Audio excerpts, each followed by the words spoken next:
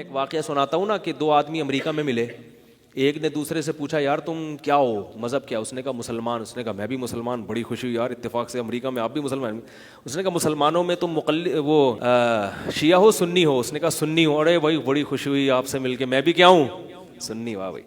سنیوں میں مقلد ہو غیر مقلد؟ اس نے کہا مقلد. اور بھائی ماشاء اللہ تم بھی بھائی اپنے مقلد ہو. تو چاروں فقہ میں کس کی تقلید کرتے ہو؟ کہ فقہ حنفی. ارے میں بھی فقہ حنفی کی. ماشاء اللہ بہت ہی خوشی ہوئی آپ سے مل کے. اچھا حنفیوں میں دیوبندی ہو بریلوی ہو؟ میں دیوبندی ہوں. واہ بھائی واہ, میں بھی دیوبندی ہوں. بڑا مزہ آیا. یہ آج کل مارکیٹ میں جو چل رہا ہے نا, یہ چل رہا ہے. اچھا وہ دیوبندیوں میں حیاتی ہو مماتی؟ اس نے کہا میں مماتی ہوں. ابے بندہ ہی صحیح. تمہارے تو پیچھے نماز جائز ہی نہیں ہے. تمہیں تو قبرستان میں دفن کرنا ہی جائز نہیں ہے. تم سے تو نکاح, تمہاری عورتوں سے نکاح اور اپنی عورتیں تمہیں نکاح میں دے دینا, یہ تو حرام ہے. تمہارے پیچھے نماز ہی جائز نہیں ہے. ابے بھائی کیا بنا دیا ہے یہ ہمارے اکابر کا یہ نظریہ. اگر کسی اکابر نے تشدد کیا بھی ہے تو ان کا تفرد ہے, کسی کی شان میں گستاخی مت کرو. بولو بھائی ان کی ذاتی رائے تھی, دوسرے بھی بزرگ ہیں, دوسرے بھی اکابر ہیں. تو اتنا زیادہ ان چیزوں کو بڑھانے کی ضرورت نہیں ہے. کافر ہنسے گا, بولے گا یار تم ایک چینل میں آ کے اختلاف ہو رہا ہے, اس پہ بھی جمع نہیں ہو سکتے. تو وہ پھر اسلام کیسے قبول کرے گا؟ گورا جب اسلام قبول کرے گا تو کلمہ پڑھے گا تو ہم کہیں گے کون سا والا؟ شیعہ بنے گا سنی میں, سننے والا سنی میں اس میں. تو وہ کوئی گورا مسلمان ہو تو کتنی ساری حدیں ہیں. پہلے شیعہ ہے یا سنی ہے, سنی آ گئے. پھر وہ کہے گا میں کلمہ پڑھتا ہوں سنی ہونے کا, پھر میں اہل حدیث ہوں یا مقلد ہوں, سلفی ہوں یا مقلد ہوں. پھر اہل حدیث میں بھی کچھ قسمیں ہیں, ان کے بھی ایسا نہیں ہے کہ سب ایک ہی جیسے, ان میں بھی کچھ گروپ بندیاں بنی ہوئی ہیں. تو ان میں پھر چلو اس کو مقلد بنا دیا, پھر مقلد میں یہ بنا دیا, پھر یہ. پہلے جو غیر مسلم مسلمان ہوتے تھے نا, پتہ ہے وہ کیسے ہوتے تھے؟ جس ملک میں جو فقہ چل رہا ہے, شیعہ سنی کا تو اختلاف تھا, اس کو بڑا اختلاف سمجھا گیا ہے. اس کو بڑا اختلاف سمجھا گیا ہے کہ اس میں بہت زیادہ فرق ہے عقائد میں. لیکن سنیوں کے اندر جتنے فرقے تھے ان میں کبھی کسی غیر مسلم کو یہ نہیں کہا گیا کہ یہ والا بنو وہ والا نہیں بنو.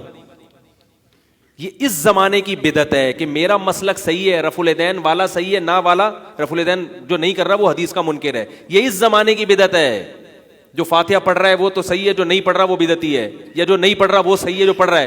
غیر مسلم جب اسلام قبول کرتا تھا, ہمیشہ سے ہو رہا ہے. تو بھائی اس ملک میں جو فقہ رائج ہے وہ اسی فقہ کے مطابق اپنی نمازیں خود بخود شروع کر دیتا تھا. اس کو اتنی پیچیدگیوں میں, اتنی گہرائیوں میں جاتا ہی نہیں تھا. سارے اسی طرح غیر مسلم مسلمان ہوئے ہیں. سعودی عرب میں اگر, ملیشیا میں اگر ہوا تو وہ خود بخود شافی بن گیا. ٹھیک ہے وہ بھی ٹھیک ہے, تو وہ رفع الیدین کی, اس کو کسی نے جا کے نہیں چھیڑا کہ یہ والا نہیں, یہ والا اسلام تو قبول ہی نہیں ہوا تمہارا. اور اگر کوئی پاکستان میں یا بر صغیر میں یا افغانستان میں, سمرقند بخارا میں, بنگلہ دیش میں, برما میں اس نے اسلام قبول کیا تو وہ خود بخود رفع الیدین کے بغیر پڑھتا تھا, اور رفع الیدین والے کو بھی صحیح سمجھتا تھا. تو اللہ تعالیٰ نے اپنے حبیب صلی اللہ علیہ وسلم کی ہر طرح کی نماز کو کتابوں میں بھی محفوظ کیا اور امت میں بھی اس کو جاری کر دیا. تو سب نمازیں نبی کی طرف منسوب ہیں. عبداللہ ابن زبیر ہاتھ چھوڑ کے نماز پڑھتے تھے, کسی صحابی نے ان پہ طنز نہیں کیا. وہ کہتے تھے میں اس نماز کو فالو کرتا ہوں, میری رائے میں یہ زیادہ. اب بعض لوگ کہتے ہیں نا حدیث میں تو آتا ہے جیسے مجھے نماز پڑھتے ہوئے دیکھو ایسے پڑھو. تو بھائی انہوں نے نبی کو ایسے پڑھتے ہوئے دیکھی نہیں, یاری بات سمجھ میں. آپ نے جو بخاری کو سب کچھ بنا لیا نا, بخاری حدیث کی ایک کتاب ہے لیکن پورا اسلام بخاری نہیں ہے. یہ بہت بڑی ٹیکنیکل فالٹ کرتے ہیں لوگ. پورا اسلام بخاری میں نہیں ہے بھائی, بخاری کے علاوہ بھی دلائل ہیں.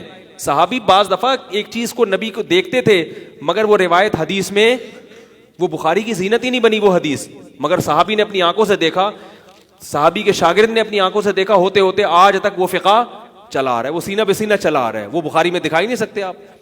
تو عبداللہ بن زبیر روتے تھے نمازوں میں, لمبی لمبی نمازیں پڑھتے تھے ہاتھ چھوڑ کے. ہمارا کوئی بندہ ہوتا تو ان کے رونے کو نہ دیکھتا, ان کے خشوع و خضوع کو نہ دیکھتا. وہ کہتے چونکہ یہ حنفی طریقے سے نہیں پڑھ رہا لہذا اس کی نماز ہی نہیں ہو رہی. تو ان کی بھی نہیں ہو رہی تو پھر کس کی ہوگی میرے بھائی؟ کچھ رفع الیدین کر رہے ہیں, کچھ نہیں کر رہے, کچھ تو دو سردوں کے درمیان بھی کر رہے ہوتے تھے, پھر انہوں نے ترک بھی کیا. تو ہر طرح کی نمازیں ہمیں بھی ملیں گی کہ کوئی, لیکن ان کی نمازوں میں ایک بات تھی جو آج کل ہماری نمازوں میں شارٹ ہے. ان کی نمازیں ایسی تھیں کہ دیکھ کر انسان کو رونا آ جائے, ایسے گڑ جاتے تھے زمین میں, کھڑے ہوتے. عثمان رضی اللہ تعالیٰ عنہ نے نماز پڑھی ہے, حضرت عمر فرماتے ہیں مجھے اس شخص سے محبت کیوں نہ ہو میں نے ان کو دیکھا ہے کہ حجر اسود کے سامنے نماز کے لیے کھڑے ہوئے اور پورا قرآن ایک رکعت میں ختم کیا انہوں نے. یہ ان لوگوں کی نمازیں تھی. حضرت عمر جب نماز پڑھاتے تھے نا فجر کی, تو صحابہ یہ نہیں دیکھتے تھے زیادہ غور سے, کبھی کبھار دیکھا بھی کہ کر رہے ہیں رفع الیدین نہیں کر رہے, زیادہ اس چیز کو نہیں. وہ یہ تو آج کل فتنے یوٹیوب پہ ہر جاہل سے جاہل آدمی بیٹھ کر لوگوں کو قرآن حدیث کے نام پہ گمراہ کر رہا ہے. وہ اپنے مطلب کی حدیثیں جانتا ہے, دوسرے کی مطلب کی حدیث کے پر ایک فوراً ٹھپا لگا دے گا ضعیف ہے. فوراً ٹھپا کیا لگا دے گا؟ ضعیف. وہ ضعیف ہے. ایک رٹا رٹایا لفظ ہے وہ ضعیف ہے. جو میں کہہ رہا ہوں وہ صحیح ہے, وہ والی کیا ہے؟ جو بخاری میں آ گئی وہ فالو کرنا ہے, جو ترمذی میں آئی ہے وہ فالو نہیں کرنا. یہ کون سا اصول ہے کہ جو بخاری کی ہے وہ اس کو کرنا ہے, جو ترمذی وہ بھی قول رسول ہے بھائی, یہ بھی قول رسول ہے. اتنی لمبی. حضرت عمر رضی اللہ تعالیٰ عنہ جب فجر کی نماز پڑھاتے تھے بعض دفعہ روتے روتے گر جایا کرتے تھے. صحابہ کی نمازیں دیکھو, تابعین کی نمازیں دیکھو. آج ہماری نمازوں میں خشوع و خضوع ختم. ہل رہے ہیں, کوئی یہاں کھو جا رہا ہے, کوئی یہاں کھو جا رہا ہے. اس پہ خوش ہو رہا ہے کہ میں رفع الیدین نہیں کر رہا, اور دوسرا اس پہ خوش ہو رہا ہے کہ میں رفع الیدین کر رہا ہوں. اس پہ خوش ہو رہا ہے میں اتنی ٹانگیں چوڑی کر کے کھڑا ہوں میری سنت کے مطابق, دوسرا کہہ رہا ہے میں پتلی کر کے کھڑا ہوں میری سنت کے مطابق ہے. یوں کونیاں بھی مار رہا ہے اس کو نماز میں. ٹھیک ہے, تو یہ ہو رہا ہے نماز میں. خشوع کیا ہو گیا؟ ختم. تو صحابہ کی نمازوں میں اس سے بھی زیادہ اختلاف تھا جو آج کل ہماری نمازوں میں چل رہا ہے, لیکن ان کی نمازوں میں خشوع و خضوع بہت تھا. تو غیر مسلم جب پہلے مسلمان ہوتے تھے تو اس کو یہ پوچھنا ہی نہیں پڑتا تھا کہ کیا کرنا ہے بھائی. جس ملک میں بشرطے کہ وہ اہل سنت والجماعت کا ہو, تو جس ملک میں جو فقہ چل رہا ہے اسی کو فالو کرنا شروع کر دو, محبت سے رہو, سب مسلمان آپس میں بھائی ہیں. اب بڑا مسئلہ ہے.